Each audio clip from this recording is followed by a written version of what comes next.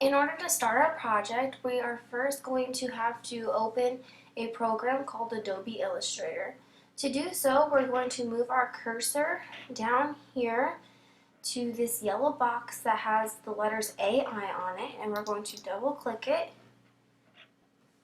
And this is what Adobe Illustrator looks like when it opens. To create a new document, we're going to bring the cursor up here to File, and we're going to go down to New. This is what will come up. We're going to change the width to 30 inches. In order to do that, we're going to click in the box, and then we're going to push delete on our keyboard until all the characters are gone. We're going to type in 30. And we're going to do that down here too, but instead of typing in 30, we're going to type in 15 for the height. And we're going to push OK when we're done. This will bring us up to our new document. We will be needing to use the rulers throughout the project, so we're going to be able to need to see them. So in order to see them, we're going to come up to View, and we're going to come down to Show Rulers. And as you can see, the rulers are now showing. The first step to creating a one-point perspective drawing is to make a vanishing point and horizon line. We're first going to make our horizon line by using guidelines. We can create a guideline by coming up to the ruler, clicking and holding and dragging down. And this creates this blue line going all the way across your screen. You can move it to wherever you'd like. I prefer that your horizon line be on the top half of your paper, or your page I should say. To move the line, you just move your cursor over it until it turns light blue, and then click and drag, but don't let go. So you click, hold, and drag, I should say. And I'm going to put my horizon line right about here. And we just let go. Now we're going to need to create a vanishing point. In order to create a vanishing point, we're going to use a circle. We're going to come over here to the rectangle tool. We're going to click on it, and we're going to hold, and we're going to come down to the ellipse tool, and we're going to create a tiny little circle. You can't really see it right now, but you'll be able to see it in a little bit.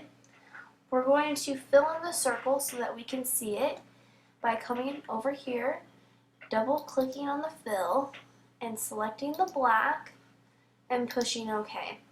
And in order for us to see our circle, we can just come over here to the select tool and click anywhere else on the page, and that is our horizon, our vanishing point I should say.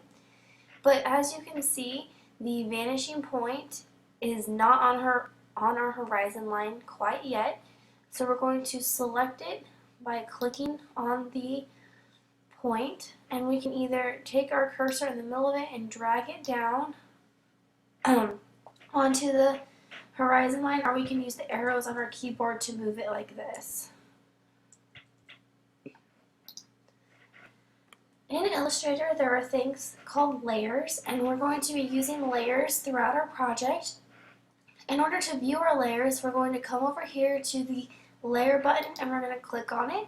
And as you can see, it's named Layer 1. We're going to want to change the name of our layer so that we know which layer are what objects. So we're going to double click on the layer, and we're going to change it to vanish. We're going to name it something that will let us know that it's the horizon line and vanishing point. So I'm just going to name mine vanishing point and click OK.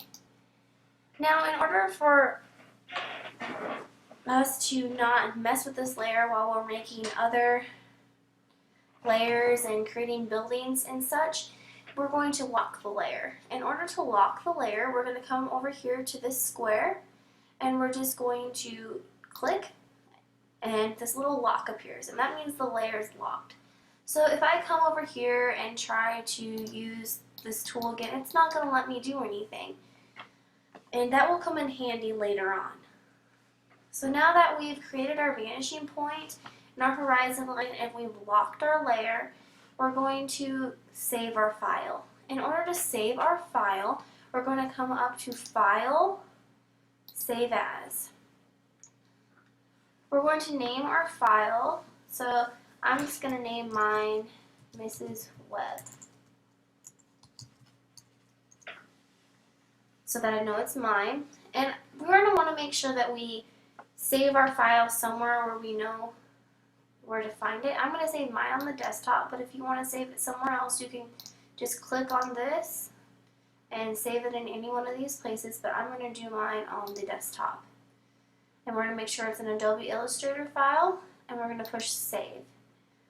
This is going to come up, and we're just going to push OK.